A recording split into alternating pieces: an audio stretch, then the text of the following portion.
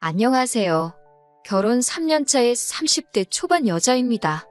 계획적인 건 아니었던 것 같은데요. 어쩌다 보니 시어머니를 모시고 살게 되었습니다. 남편이 막내이긴 하지만 집안의 유일한 남자라서요. 남편 위로 누나가 2명 있고 중풍 걸리신 홀어머니가 계십니다. 결혼할 때도 그 사실을 알고 있었고 모시고 사는 일은 절대 없을 거라고 남편이 말하기도 했습니다. 남편뿐만 아니라 신우들도 자기도 제 앞에서야 신우지. 자기들도 집에 가면 저와 똑같은 며느리라며 누구보다도 저를 이해해줄 수 있는 사람들이라고 하면서 아무리 엄마가 아파도 절대 저 혼자 모시게 하진 않을 거라는 말 믿고 결혼을 하게 되었어요. 정말 다시 생각해도 서럽고 눈물이 나네요. 어머님은 집에서 혼자 지내시고 신우들이 보내주는 돈과 남편이 보태는 돈 합쳐서 어머님 댁으로 전문 간병인을 불러 쓰고 있었습니다. 결혼 1년 차였던 신혼 때만 해도 저 역시 이 정도 시어머니가 자식들에게 많은 지원을 받고 있다는 걸 알고 있었기 때문에 제가 모시게 될 거라는 생각은 꿈조차 꾸지 못했습니다. 그런데 재작년 큰 신우가 자식들 조기 교육을 이유로 미국으로 이민을 떠나게 되었고 비슷한 시기에 코로나가 터지게 되면서 사업하던 둘째 신우네 가게가 서서히 안 좋아지다가 결국 망하게 되었습니다. 그렇게 저한테 걱정하지 말라고 제 편인양 행동했던 신우들이 그렇게 쉽게 말을 바꾸게 될 줄은 몰랐어요. 둘째 신우네가 망하게 되면서 간병인 쓸 돈을 보내주지 못하게 되자 큰 신우도 둘째가 안 내는데 내가 왜 내냐? 우리도 지금 미국에 이민 와서 자리 잡는데 힘이 든다. 알고 보니 한국으로 큰 돈 송금한 기록이 있으면 장기적으로 영주권을 받거나 할 때 좋지가 않다더라 하는 이유를 대면서 시어머니를 위한 지원을 끊게 되었습니다. 저는 결혼하자마자부터 전업주부를 하기로 해서 결혼 전에 다니고 있던 직장마저 그만둔 상황이었고요. 남편 월급이 넉넉하긴 했지만 저희 대출금 갚으며 생활비를 제외하고 나면 남편 외벌이로 시어머니의 간병인까지 쓰기에는 택도 없이 모자란 돈이었어요. 남편이 저한테 당분간은 살림 안 해도 되니 시어머니 좀 봐줄 수 없겠냐 사정사정을 하더라고요. 누나들을 다시 설득해보겠다. 그때까지만 부탁한다고요. 그래서 제가 낮에는 시댁을 오며 가며 어머님 간병을 하게 되었습니다. 그렇게 한 달을 시어머니 수발들면서 지내고 있었는데 신우들하고 이야기가 잘 안 되고 있는지 간병인을 새로 쓰는 건 정말 기약이 없겠더라고요. 시어머니 수발들며 보면 마음 한구석이 안타깝더라고요. 항상 누워 계셔야만 하고 혼자 힘으로는 제대로 움직이지도 못하시고 맨날 TV만 보고 있는 모습이 참 안쓰러워서 힘들었지만 남편한테 투정 한번 부리지 않고 꿋꿋이 모셨습니다. 신우들에게서 받던 지원이 이제는 불가능하다는 생각이 들기 시작할 때쯤 시어머니 보면서 안쓰러운 마음이 들기 시작했습니다. 그래도 내 남편 낳아주시고 키워주신 분이니까 하는 생각에 신우들 상황이 좋아질 때까지 제가 오며 가며 시어머니 봐드리는 게 아니라 우리 집으로 모시는 게 낫겠다는 생각이 들더군요. 남편이 정말 고맙다고 자기가 다른 건 몰라도 사람 하나는 제대로 봤다면서 자기가 아마 몰라도 전생에 나라를 구했나 보다 어쩌고 하면서 자화자찬을 하더라고요. 신우들한테는 어떻게든 지원금을 받아내겠다 몇 번을 다짐하듯 이야기했고 그렇게 벌써 2년이라는 시간이 지나버렸습니다. 참 힘들었네요. 그래도 시어머니께서도 항상 저한테 미안하다고 하시기도 하고 하루는 또 고맙다고도 하시고 내가 잘하고 있는 게 맞다고 믿으며 꿋꿋하게 버티며 살아왔는데 이번에 남편한테 너무 크게 실망을 하게 되었습니다. 얼마 전 일인데 친정어머니께서 빌라 계단에서 발을 헛디디시는 바람에 발목에 큰 부상을 입게 되었어요. 아버지가 집에 계시긴 하지만 낮 시간에는 회사에 나가셔야 하고 저희 집은 남편처럼 형제가 많은 게 아니라 저 혼자 외동이라서 간병인 쓰는 건 엄두도 안 났습니다. 고민 끝에 우리 엄마 다리 괜찮아지실 때까지만 우리 집에서 잠시 모시고 살면 어떻겠냐고 물어보게 되었습니다. 당연히 그렇게 하자고 할 줄 알았던 남편이었는데 단 1초의 망설임도 없이 그렇게는 힘들 것 같다고 거절하는 남편의 말에 그간 남편과 저 둘이서 서로를 위해 최선을 다해 살고 있다고 믿어온 시간이 무색하게 큰 실망을 하게 되었습니다. 여자는 출가회인이라고 하면서 어딜 장모님을 모시고 살겠냐는 말을 하냐고 하더라고요.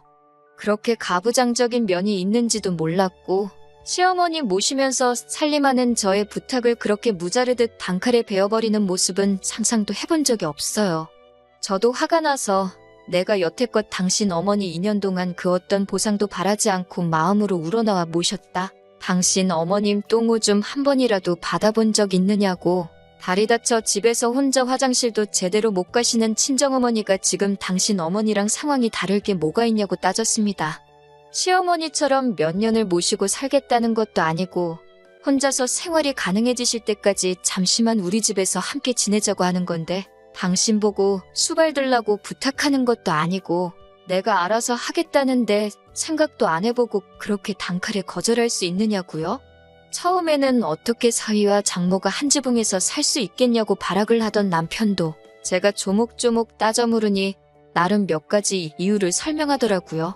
자기가 혼자 벌고 있는 돈으로 시어머니까지 모시고 살고 있으니 생활비가 더 든다. 그런데 장모님까지 오시면 우리는 미래를 위해 저금을 언제 하느냐고.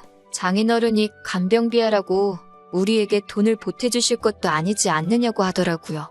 그리고 장모님이 이 집에 들어오시면 자기 어머니는 얼마나 마음이 불편하겠냐고. 스스로 몸도 제대로 못 가누는 모습을 사돈댁에 보여드리고 싶지 않으실 거 아니냐고 하더군요. 거기에 한마디 더 보태면서 장모님도 제가 시어머니 똥오줌 받으며 수발하는 모습 보시면 마음이 어떨 것이며 자기 딸 이렇게 고생시키는 저를 얼마나 모자란 사위로 생각하시겠냐고. 장모님을 집으로 모셨다간 집안 싸움이 일어날 거라며 그런 어이없는 이유를 대며 저와는 그 어떤 타협도 하지 않을 것처럼 보였고 무조건 안 되는 건 안 되는 거라고 끝까지 제 부탁을 들어줄 생각이 없어 보였습니다. 내가 당신 어머니를 다른 사람이라고 모신 줄 아냐? 평생을 함께할 배우자인 남편의 어머니니 모신 것 아니겠냐고 따졌더니 누가 언제 모셔달라고 부탁이나 했냐고. 네가 우리 집에서 모신다고 데려와 놓고서는 이제 와서 그걸로 생색이냐며 화를 내더라고요. 한참을 싸우고 남편은 집구석에 못 싣겠다며 밖으로 나가버렸습니다. 시어머니는 그 와중에 저와 남편의 대화를 다 듣고 계신 상황이었고요. 큰 소리가 들려서 안 들으려고 해도 들을 수밖에 없었다고 하시면서 저한테 미안하다고 사과를 하시더라고요. 시어머니가 남편을 설득해주겠다는 말 정도는 해주실 줄 알았는데 친정엄마 집에 모신다는 이야기에 대해서는 마치 못 들은 이야기 마냥 이런 방구 언급도 안 하셨어요. 참 남편이 말한 것처럼 제 팔자 제가 꼰 거나 마찬가지이긴 한 상황이지만 여태까지의 희생과 노력, 시간들이 무색하다는 생각이 들고 허망하더군요. 무슨 좋은 대답을 듣자고 말한 건 아니지만 제가 2년간 보상 하나 바라지 않고 해온 일들이 고작 이렇게 저에게 돌아온다니 여태까지의 시간에 회의감만 들 뿐이네요. 3년이라는 시간이 긴 시간은 아니지만 제가 이혼을 결심한다고 하더라도 혼자서 잘 헤쳐나갈 수 있을지 걱정도 되고 참 갑갑한 이 마음에 어디다 털어놓기라도 해보자는 마음에 사연 적어봤습니다. 제가 정말 이기적인 걸까요? 서러워서 괜히 창밖만 보게 되는 하루입니다. 후기를 전해드립니다. 여러분들의 댓글이 저한테 참 큰 힘이 되었네요. 남겨주신 댓글들 하나하나 꼼꼼히 다 읽었습니다. 저를 위로해주시고 격려해주신 모든 분들께 감사의 말씀을 전합니다. 그냥 답답한 마음에 적어본 사연인데 이렇게 많은 분들이 저를 위해 목소리를 내주실 줄은 상상도 못했어요. 덕분에 용기가 생겼습니다. 그날 이후로 남편은 저를 대하기가 어려웠던 건지 매일같이 어디서 술 마시고 새벽 다 돼서야 들어왔어요. 그러고선 아침 일찍 일어나 저한테는 말도 없이 씻으러 들어가고 잘 다녀오라는 제 인사까지 무시하고 혼자 도망치듯 집 밖으로 나갔고요. 그래도 미안한 마음은 있었는지 아예 저와의 대화를 피하려는 것처럼 보였습니다. 제가 남편에게 이 말을 전하기로 결심한 그날도 남편은 또 새벽이 다 돼서야 집으로 오려는 듯 퇴근 시간이 넘어도 들어오질 않더라고요.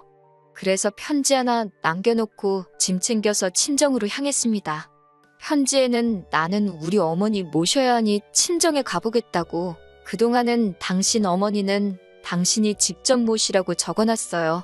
아픈 시어머니 두고 나오는 길이 마음이 편치만은 않았는데 저도 더 이상 참고 살 수 없기 때문에 뒤도 돌아보지 않고 친정으로 향했습니다. 의외였던 건 제가 남겨놓은 편지를 읽었을 남편에게서 그 어떤 연락도 오지 않았기 때문입니다. 친정어머니도 남편은 어쩌고 왔냐고 물으셨는데 자초지종을 설명하니 어머니는 많이 실망하신 눈치였지만 딱히 누구를 원망하지는 않으셨어요. 그렇게 짐 싸서 나오기를 2주가 지났을까? 저에게 연락이 온 건 남편이 아니라 둘째 신우였습니다. 둘 사이에 무슨 일이 있었는지는 모르겠지만 제발 그만 화 풀고 돌아오라는 연락이었어요. 이야기를 나눠보니 시어머니는 지금 둘째 신혼에 있는 것처럼 보였습니다.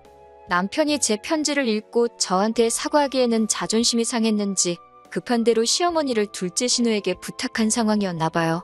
저는 앞으로도 돌아갈 계획이 없다. 그리고 이건 저와 남편의 문제이니 신우에게 중간에 껴서 이래라 저래라 하지 말아달라고 한마디 했어요. 그렇게 신우와 연락이 닿은 지 이틀 만에 남편이 친정으로 찾아오더라고요.